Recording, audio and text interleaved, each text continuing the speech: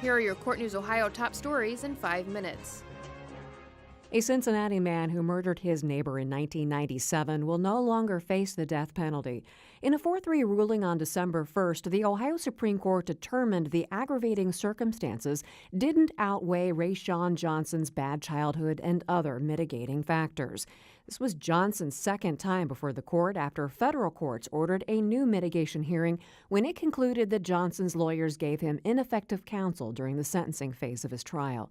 Johnson's case first appeared at the state's highest court after he was originally sentenced to death in 1998. The court affirmed that death sentence in 2000. The trial court then resentenced him to death in January 2012. The case will now return to the trial court for resentencing. The Ohio Supreme Court on December 2nd ordered the city of South Euclid to provide public records a city resident requested and pay her damages for taking an unreasonable amount of time to produce many of the records. Emily DeFranco made her request in September 2013, asking for records such as legal expenses and overtime payments. South Euclid sent some, but not all, of the records. In some cases, the city took several months to address the requests, which the court ruled violated state law requiring public records be delivered within a reasonable period of time. South Euclid argued unsuccessfully that DeFranco's true motive was to obtain the damages award, not the documents. Each Thursday morning, you'll find 92-year-old Jack Kinsner at the Avon Lake Municipal Court. Kinsner is one of 5 volunteers who've retired from longtime professions and now spends a day each week helping Judge Daryl Bellancini and his bailiff with paperwork and other duties during court days.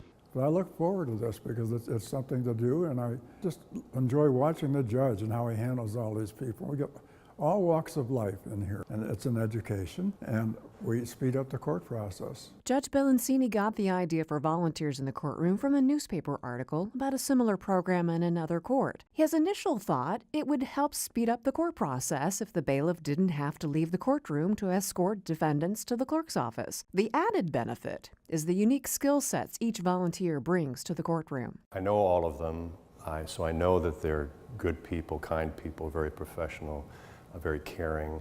They want to be here because they want to help out and they care for the people who are here. Paul Benson has 40 years of sobriety and has connected defendants who have alcohol and drug problems to recovery programs like Alcoholics Anonymous. Benson's inspired by the state motto on the wall behind the bench. I get here at 7 and I sit in that courtroom in the jury box and I look at that and think in the 4 years how many people that we've been able to help.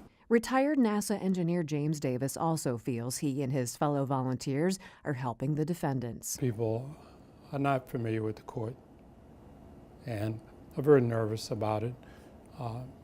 And so you have an opportunity to kind of help them settle down and realize that they're going to be treated fairly. I feel like I have a whole circle of new friends, a whole set of knowledge that I didn't know before. Kathy Leopold is a retired teacher. Judge Bellancini suggests if another judge is interested in replicating the volunteer program. I think the judge, assuming he had good friends who were retired and liked to help people out, those would be the people I'd look to. The volunteer team aids in the court process without putting a burden on the budget and adds to the homey atmosphere at the Avon Lake Municipal Court. The newest set of mini documentaries about Ohio's 88 county courthouses begins airing December 7th. The video series began last December as a way to showcase the courthouses across the Buckeye State. A general video about the Great 88 will premiere at noon on the Ohio Channel, a public broadcasting station headquartered at the Ohio State House. Ohio Government Telecommunications is producing the video series, which features each courthouse's distinctive characteristics and provides a glimpse of its history with photos from local historical societies and interviews with judges and chronologists. 4 courthouse videos are scheduled to air this month. The Great 88 airing December 7th at noon, Auglaize County airing on December 14th, Fayette County airing on December 21st, and Meigs County airing on December 28th. After they premiere on TV, the documentaries will appear on the Ohio Channel's website. The long-term project will eventually showcase all 88 county courthouses across the state. That's a look at Court News Ohio's top stories. Visit courtnewsohio.gov for the latest headlines on Ohio's courts. You can also follow us on Facebook and Twitter.